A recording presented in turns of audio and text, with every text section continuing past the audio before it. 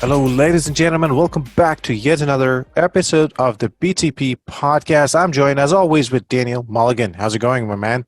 What up, my man, buddy? How's it going? How are you? Good to hear your voice. It's been a while. We've been super busy with a lot of things here, and I'm sure you're there as well.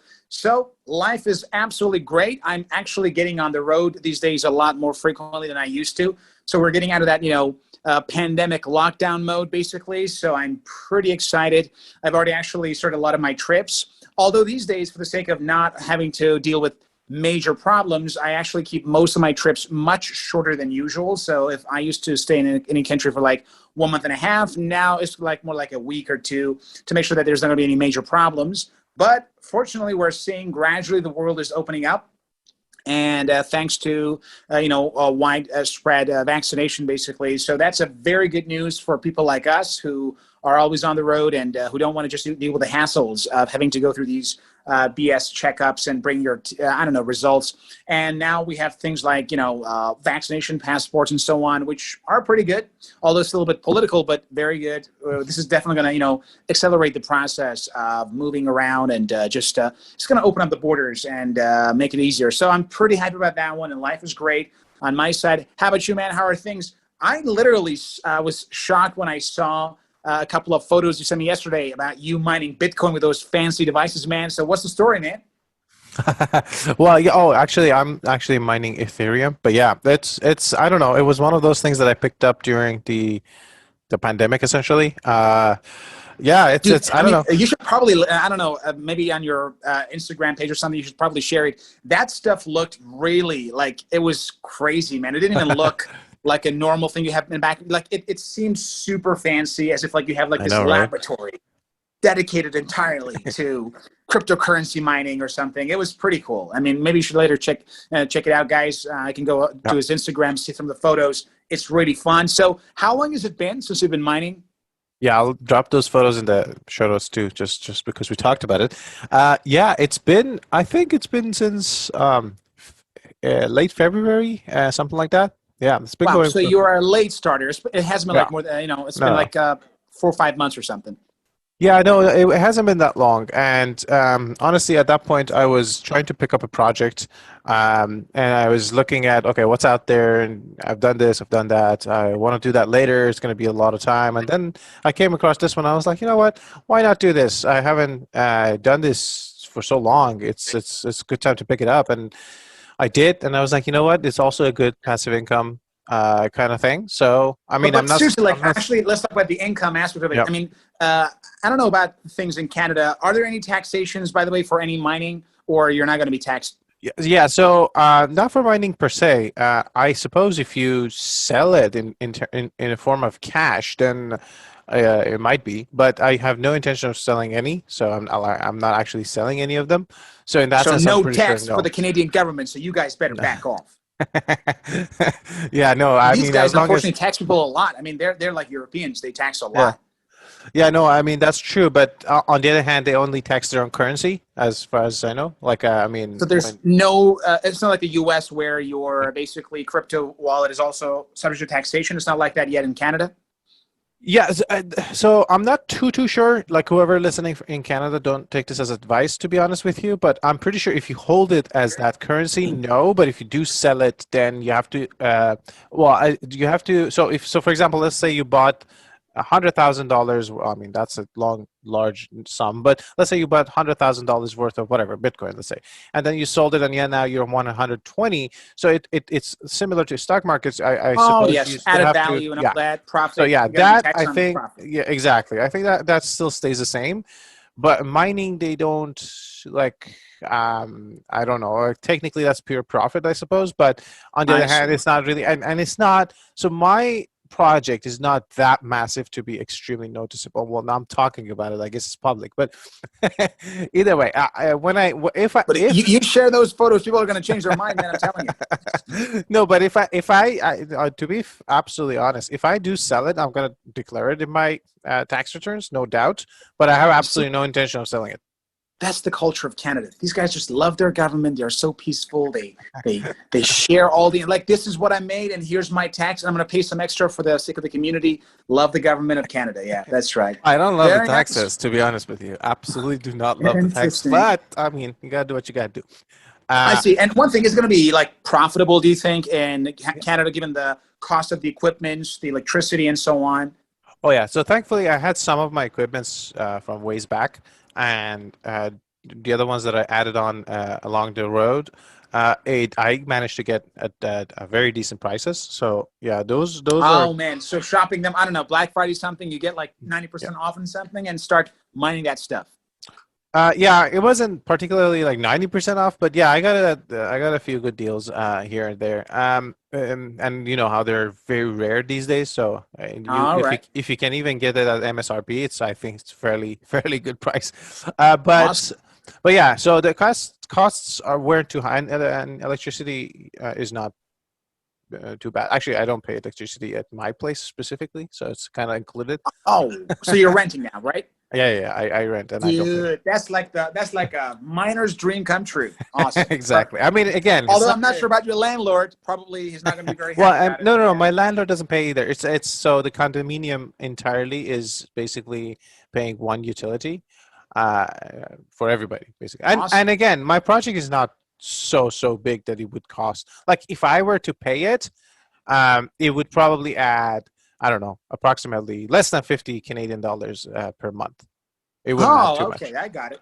That's right. Pretty well. Yeah. Pretty well. But overall, nice, thing, and hope you're going to succeed. And you can later on share with us exactly Sure. what happened and how the whole thing went out. Oh yeah, for sure. We'll have episodes on that for whoever's interested. Today, though, Nice. we're talking about something slightly different. Actually, we can relate it to anything. Actually, I thought about relating it to two things already. So it's basically minimalism versus luxury. Let's define them first, I guess, for those who don't know. Luxury, I think everybody knows, but let's define minimalism for those who might not have heard of it. Can That's you? right. Well, Yeah, very nice. Of course, the word itself is self-explanatory. It comes from the sure. word minimal, meaning living your life in a way that you just spend enough to meet all of your basic needs without any money spent on things that are not absolutely necessary. So, of course, what is truly necessary, it is really subjective, I guess. It depends on who you are, your background, and so on. However, I think that in the end, it really comes down to you living kind of like, below your means as much as possible to make sure that your life is sustainable and you're not having a lot of basically consumption at the end of the month, basically, which is called minimalism. Now, there are various types of minimalism. Some are really extremist types where they have to Mm, just, literally they have to live in a cave somewhere or something. In that situation, jeez. yeah, probably it's going to be weird. But ultimately, it's about living below your means, trying to save as much as possible. So the focus in that lifestyle is much more about spending less. And in a luxury lifestyle, it's much more about making more. So these are two Mhm. very different approaches to life.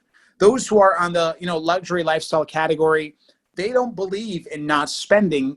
Basically, they believe in spending more, but they have to focus on earning more as well. And those who are on the minimalistic side, their focus is mainly on spending less. So they tend to spend their time and life basically in very different ways. And they end up having very different lifestyles. So that's what, we're talking about minimalism versus luxury lifestyle. Basically, of course, luxury, we already know what that means. And there is pretty much no limit to how luxury your life can get. Yeah. And when it comes to minimalism, however, there are some basic limits. I mean, you really can you can literally go on so many few meals per week, right? So there's a bottom limit. But when it comes to luxury, there's actually, the sky's the limit, really, basically. Yeah, that makes sense. Okay, so I actually thought about a few things to relate to whatever we said before. Now, let's go back to so you were telling you're back on the road, you're traveling, and uh, uh, and you were saying you're on the road a lot, so you don't stay for long periods of time, particularly. And I was thinking, actually, a minimalist luggage would actually help a lot. Oh, well, unfortunately, I always travel with two luggages. And that's Okay. one of the problems that I have, basically. Now, generally, that's not a big deal. It's my habit, basically. I rarely travel with one luggage, mainly two luggages. because I tend to stay, as I mentioned earlier, usually, of course, now the pandemic has changed that. But before the pandemic, I rarely stayed in any place less than 3 weeks to a month, basically. So I need to have more clothes, some, for business, some for, going out and so on, some, for the gym. For that reason, I rarely travel with only one luggage. So I do not travel minimalistically. I got to be honest with you, right now, because it's just not possible for me, quite frankly. And I have a lot of devices, and I don't know, multiple phones and both Androids and iPhones for different countries. So it's kind of hard to put it all in one luggage and just call it a minimalistic, let's go, man. I just got this tiny little luggage here. That is not for me, unfortunately. But I sometimes look at these people who are traveling with like a, light luggage and like, dude, these guys really, it's so much easier that way, I guess, for these guys, right? Oh, yeah. And generally it's their style. But for me, unfortunately, I tend to be on the heavy luggage type, basically. So if I'm not flying business, then I should always pay extra for basically the luggage. Gotcha. Now, okay, the reason I mentioned this is, so I don't know, to me, like I know some people adapt luxury or minimalism as a way of life very generally, so basically applying it to all aspects. But for me, I think, as Jocko Willink would say, it's that for me, there's a dichotomy. Like there are some things that I absolutely go minimalistic. For example, and this is not by any philosophy or anything, it's just by happenstance now that I'm thinking about it. For example, travel. Now, I'm not saying I'm going to go with a fanny pack. I'm not that minimalistic, but I'm relatively minimalistic, let's say, compared to average. And that is, like, I go with as little, luggage as possible, maybe a backpack and a small suitcase.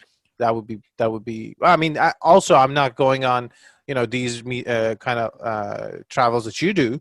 I don't need that much stuff. My point is that I think it's very area dependent for me personally. In some areas, I'm fairly minimalistic, and I'm so for example, I have 3 monitors. That's absolutely not minimalistic. I'm pretty sure when it comes to tech, you're definitely not a minimalist. No. I mean, take a look at that photo, guys, in the show notes. You'll see that is not minimalism at all. Yeah, no, that's what I mean. Like, so I think it's 3 monitors just in that frame. Just look around the house. You're going to find another 4 or 5 displays somewhere else, I'm pretty sure. Well, the TV is separate, obviously. No, but that's right. No, but so do you see it this way as well? Or is it... Again, you see, that's what you said. It's about lifestyle, man. You are definitely not minimalistic when it comes to... this is what I think about you. I'm pretty sure you are not minimalistic when it comes to technology. Or even education, because for example, if you have a huge desire for learning a lot of new things, you're not a minimalist. Minimalist says, I got my Bible, and that's all the thing I'll ever need for my life. I'm gonna read the Bible all the time. That's the only book I need. So if you're one of those, that's called minimalism regarding education, right? The Bible is all the information. God knows all. I got the book. Yeah, so it has all the information from 10,000 years ago until now, right? Of course, and that's the only one I will ever need. So that's going to be basically, educational minimalism, if you will, right? And people who are like that will live very differently, right? And not that there's anything wrong with that, of course. We respect people of all faiths and beliefs. It's just that someone who lives that way will have a very different life than someone like Pouya, who, I don't know, loves technology, reads a lot, and, pursues his education abroad, right? So these are these people are going to have very different lifestyles, right? So minimalism is relative. But usually when people talk about luxury, they only talk about one aspect of which is, the money and all that stuff, right? But in fact, luxury can be literally defined depending on how you live. For example, one of the biggest luxuries, we actually talked about this issue not long ago in one of our programs. Generally, luxury can be seen in a variety of, ways. Yes, when we say the luxury, people think of, I don't know, Chanel and, for example, Louis Vuitton and super expensive, cars and so on, because they're looking at luxury from a consumerist perspective, right? Or from a vanity point of view, right? Oh, show off and all that stuff. But luxury could be seen as you having enough time every morning to go for a jog without having to rush to work because, you are working, running your own business. You can actually dedicate a couple hours in the morning for, some jogging without having to worry about the traffic, right? That's a luxury. And I think that for me personally, as you probably know, that's one of my luxuries that I have every day. And I value that a lot more than, I don't know, having to always, be in a super fancy car. So if you told me, Dan, I'm going to give you right now a lifestyle where you can drive a fancy car every single day, or you can have that 1 hour in the morning for, jogging and, somehow meditation or something like this, I will pick the second one because that for Oh, me is a lot absolutely. more valuable, right? Which is why we should look at minimalism and luxury in different contexts. By default, it's about, vanity, buying stuff, large homes, I don't know, cool, fancy travels and whatnot. But even when it comes to travel, I'm actually really not a fan of most people, what people call traveling. I don't know, you book a 3-day stay in a super fancy hotel. Mm. You go there and you're there for 3 days and that's it.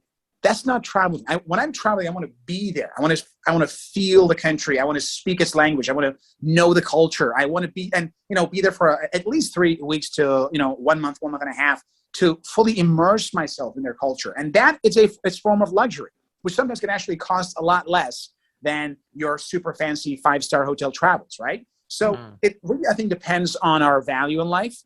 If it comes squarely about just the money and all that, yeah, it's just about minimalism means you spend less money, and luxury means you spend more money. But we have different types of luxuries, and different types of luxuries bring different types of for example, experiences in life. Which is why we should look at this issue somehow subjectively and divide it into different groups of luxuries and different groups of minimalism.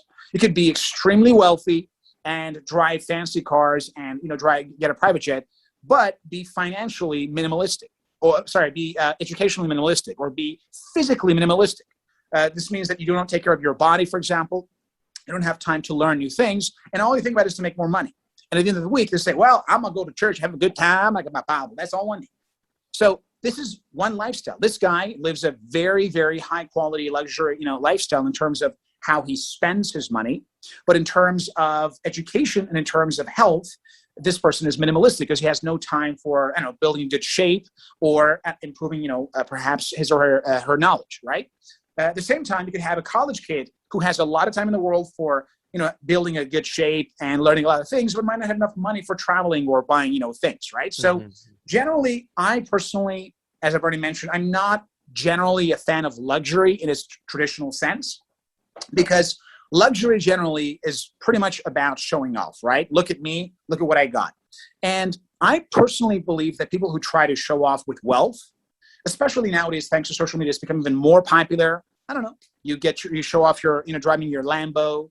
You take a photo with this, cool thing you got. Oh, I'm the yacht in here. Or I'm an accountant, a junior accountant in this company that I hate, but I'm traveling all the time. Take a look at my photos. So these are the things that people tend to show off with, which I'm against, because I really believe that can only develop, resentment among those who are less financially fortunate.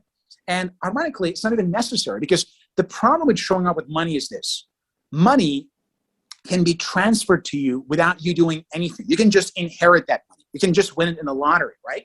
And trying to show off with money, and let's be honest, I'm just totally faked, right? Just downright, you just, rent a Lambo for 2 days with your entire month's salary, and then you start showing off to create a course on how they can become wealthy. Well, if you want to look at it, basically as a business point of view, no problem. I mean, you're a scammer, no problem. You're just going to put your month of salary you earned working at McDonald's to, take a couple of videos for 2 days and then create an online course, how to become rich.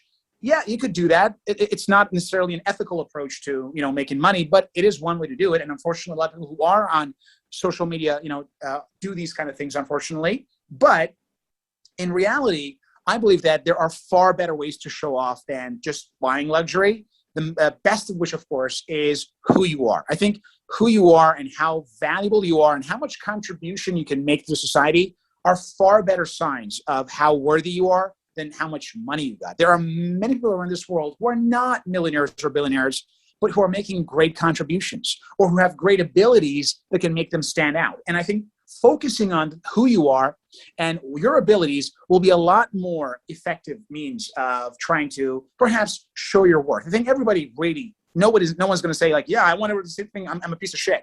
No one's going to say that. The need for self-esteem is a basic need. It's part of the, Maslow's hierarchy of needs. Everybody wants to feel that sense of self-esteem. Everybody wants to feel good about themselves. I am someone. And of course, when that feeling disappears, we have things like depression, suicidal thoughts, and so on. So everybody has to have a self-esteem. Everybody has to feel good about themselves. And the feedback we get from others definitely does matter. But in the end, you can do that by buying fake Gucci's and pretending to be someone you're not. Or you can simply do it by showing how great you are when it comes to painting, or how such a great thinker you are, or how such a great athlete you are, or how fast you can run, or I don't know, how well you perform on the stage when you do your, theatrical plays. There are many ways for us to show our worth. And I think the worst way to show our worth is by money, because that is probably, it accomplishes the exact opposite. When a person says, check out my cash. Oh, I got 200,000 in my hand. It's all, by the way, like $1 bills or something. They just want to make it look so big in front of the camera. Oh, look at all these bills in my hand. Oh, I'm so rich. Well, what that person's trying to say is, look at me. I'm good. Please tell me I'm good. And please love me. That's like the intention behind that, right? Or alternatively, look at this. I grew up in filth. I came from a shitty background, but now I'm rich. So I'm newly rich, and I feel I have a serious complex. So whatever you do, the impact of that will ultimately be negative. The others are like, who's this idiot, man? Oh, gosh. And sometimes this behavior actually attracts the wrong types of attention. Think criminals who say, oh, this guy's got something. Where's his location? I see. Or if you're working in business, the tax basically auditors. Oh, wait a minute. Let me check this guy's IRS report. This guy reported only $30,000 of income, but this guy's driving a Lambo. Oh, we're going to go for a new audit. So basically, you end up accomplishing the exact opposite of what you hope for by trying to show off with money. On the other hand, imagine you show off by your ability to play chess. I'm the world's best chess player. No one can take that away from you. I show off with my ability to paint well, and I share my photos on Instagram of how such a great painter I am. Well, no one can take that away from you. But money could be stolen from you, man. It could be taken away from you, and it could simply be faked or just got, in order to become great, a chess master, you got to put in the effort. But it can be rich overnight without working so much. In order to become a great painter, you got to put in a lot of hours into this to actually reach mastery. And once you get there, nobody can take it away from you, right? That's not the same with money, which is why I am vehemently against luxury, especially the way that we use to show off. It just, first of all, based on my estimation, most of the people who do show off with money generally aren't either that rich, or even if they are that rich, they probably are lowering their value in the eyes of other people. But most luxuries are not purchased. I actually had a post about this a while ago, and I actually looked at those around me, those whose net worths exceeded $100 million, and those who are like in a couple million. And you'll see that as the net worth comes down, luxury goes up. And as net worth goes up, the luxury comes down. So the guy whose net worth is more than 100 million, you don't see him flashing cool stuff. And even if he has cool stuff, he doesn't show it to anybody. He just, maybe some guys really love to drive a Lamborghini, right? This is like he's a car, nerd, right? He drives his Lambo, but you're never going to see that photo on his Instagram, right? And the guy who has his entire wealth is $3 million, gets himself, into trouble by buying 2 luxury cars and being under debt for many years, right? Which is why I really consider that approach to, luxury to be extremely, probably a great way to show how pathetic you feel and how empty your life is from the inside. Because those who already have the money, they don't really do it. And those who do it, in most cases, probably don't have that much money. So just brings, the whole dilemma back in the, the spotlight, and how ineffective this approach really is. Yeah, that makes a lot of sense. And I was thinking about, what I am in this sense as you were talking. And I think by default, I am I think that might be true of everybody. I don't know, but at least me, I think by default, I'm generally minimalistic. And then I pick and choose. So for example, as you said, technology, education, health are definitely, I'm not shy to spend as much as necessary on those 3. So yeah, I can't think of anything else that is valuable to me personally right now. I mean, I haven't thought about it too long, but right now that I'm non-minimalistic, maybe a little bit luxury about it. Do you have any areas that you spend a lot of time, attention, money, perhaps on beside, I don't know, let's say travel? Of course. Well, you mentioned the first one. By the way, I don't believe if you spend money on things you're passionate about, that is not, showing off. That is not, luxurious consumption. It's just because of your passion. I told you, even if you have a Lamborghini, if you really are crazy, I know I have some friends who are crazy about cars, man. It's like, man, check out this, check out the sound, man. It's so fucking cool, right? So you see these guys, and they talk about these things, right? This guy, if he really spends money on Lambo, even though it's expensive, that is not a luxury consumption, because this guy's passionate. You see, Mm. I consider luxury consumption to be done solely with the purpose of impressing other people, including buying things you don't really believe in, but you feel they get you that attention. And that is the real. So it's really all about the intention. Bill Gates loved cars. Bill Gates has a huge collection of cars from the very beginning of his, his career. He still does. He's got many garages full of luxury cars, but not a single person on earth knows that. And not a single magazine has ever shown him driving one of these cars. He intentionally avoids that. You see, this guy is one of the richest men in the world. He's unfortunately right now, he's not the richest at this moment. But still, the point is this. This guy loved cars. And when he bought these cars, it wasn't for showing off. It was because he's just quite crazy about these things, right? The same thing goes with anything else. You can spend money on, and spend big bucks on things you really are passionate about. But the question is, what is your intention? When I'm traveling, first of all, I don't even actually post a lot of these, oh, I'm here, I'm there, these location things people often do who don't travel that much. And number two, I don't even announce, recently that much. Why? Because when I'm traveling, I'm not doing that to say, oh yeah, I'm traveling, check this out. Because for me personally, that's like a lifestyle, right? The other thing maybe I spend money on is perhaps clothing and accessories. And again, that's purely because of a personal interest, not because I want to say, oh, I spend money on a lot of these brands. No, because I like this, because I believe that most men dress like shit, and I don't like that. I think that men should change their approach towards dressing. And if I could be a role model and help other men to change their style of dressing and pay a little bit more attention, not to dress like their grandpas, maybe that'll be a good thing. But that's just for me personally, right? It's just a personal passion. But I have zero interest in things like luxury cars or luxury brands, or I don't know, oh, check this out. Oh, I got this cool watch in here. Yeah, I will have a decent watch, a couple of them, but that's it.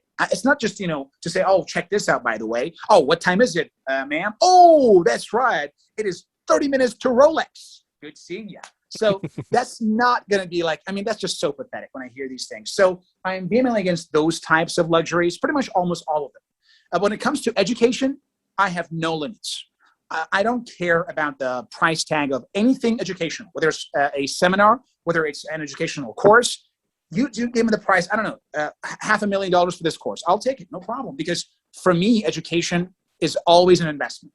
I see it as investment. I see it as tripling that money. So if I put $500,000 in education, I'm going to get minimum $1 million, and 500,000 back, right? For that reason, for education, I have no limits, because for me, you can never learn something too much, right? So that is just about the personal values. And for me, that's what matters. So if I wanted to say to which things I spend money on, you can actually check out, know these things by looking at your bills, because I literally do this at the end of each month. I look at, all of my expenses. I use all of my, bank accounts from different countries to see what I actually spent money on. And it almost always comes down to education.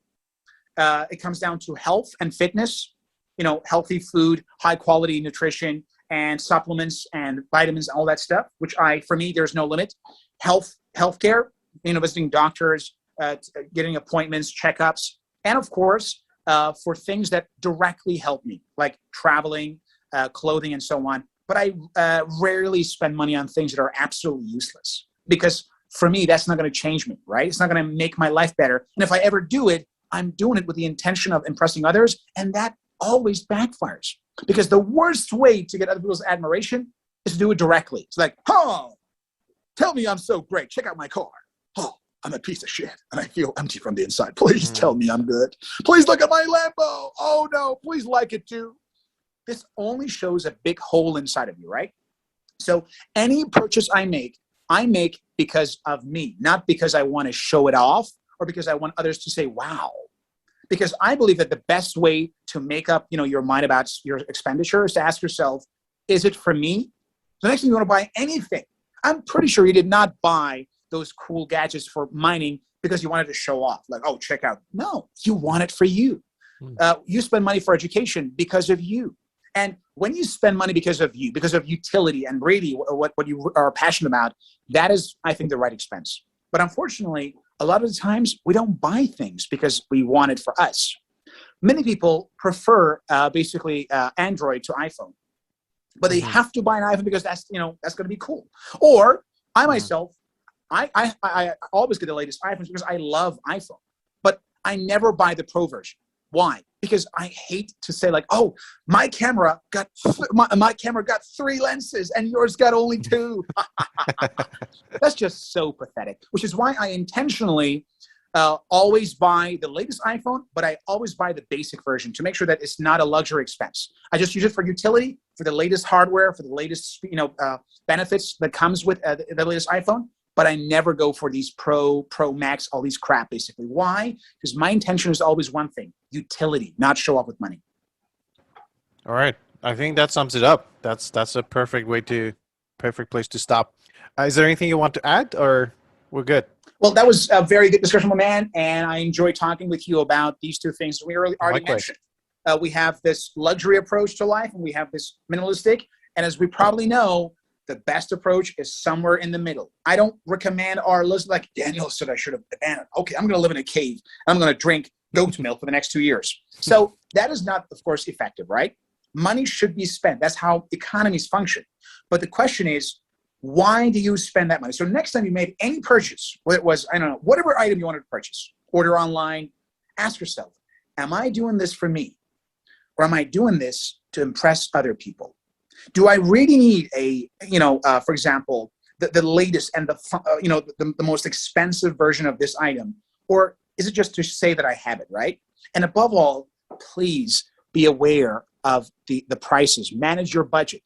Maybe this item is really cool, but you have to have money left for savings, for investments, and other things. Living by the formula of wealth implies that you must always make sure that your expenses are less than your income. Most of us, we're the exact opposite. We always spend what we earn. And if our income goes up, we increase our consumption. And that's why most of us are never going to get rich. So ask yourself, have I saved enough money for a future retirement, or for some investment, or for buying real estate, or buying stocks, or investing in cryptocurrencies, whatever it is? Or no, all my friends have the latest Pro Max. I want to get the Pro Max too, even though it's my entire salary this month. But dude, that's a huge mistake. You can make that, purchase right now, but you're going to regret that a couple of months down the line when the rent is due and you don't have the cash and you have to work with people you don't like. So you're going to hate your job. You're going to do some job you hate just to have that freaking phone. Are you kidding me? So for that reason, be aware of what your, a budget really is like. Make wise decisions and always ask yourself, am I buying this for me? Or am I buying this because I want a certain type of reaction from other people? Because if you buy it for you, that's always okay, no problem. But unfortunately, a lot of our purchases, especially the ones that are luxury, are not for us. We are not really doing that because we need it, or because we want it, or even because we like it. I know some people who hate sports cars, but they have to, keep up with the Joneses because this other guy who's also a banker has it, so why not? And they hate it. They like, oh gosh, this car is so fast, and so, oh shit, I hate it. But you know what? I got to keep the image. So ask yourself, is it really for me or for the other people? Because the worst thing you can do in your life is to buy things you don't need with the money you don't have to impress the people you don't even like. That's like the worst side of capitalism. And please, if you're now listening to us, avoid this approach as much as possible. Hey, no, that was great. I think that makes a lot of sense. I think we should live by that every day of the week and every week of the year. All right. Thanks again, Dan, for joining us for another fantastic conversation. My pleasure. And thank you, everybody, for listening and tuning in. And if you have any thoughts, feel free to share it with us. You know where, you know how. All right. Until later episode. Have a good evening.